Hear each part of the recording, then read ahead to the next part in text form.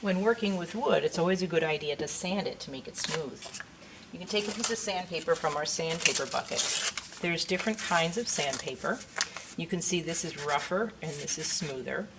The smoother one will make a smoother finish on your wood, and the rougher one will take away larger amounts. If you look on the back of the sandpaper, it'll give you a number. This one says 220. That means 220 little pieces of grit per square inch. So the higher the number, the finer the sandpaper. You can see on the back of this one it's 80. That's a rougher sandpaper. You always want to use a sanding block. And rub back and forth.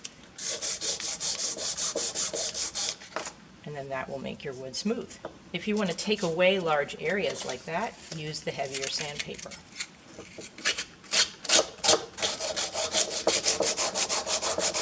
Like that. And then you can use this finer sandpaper after that to smooth it out.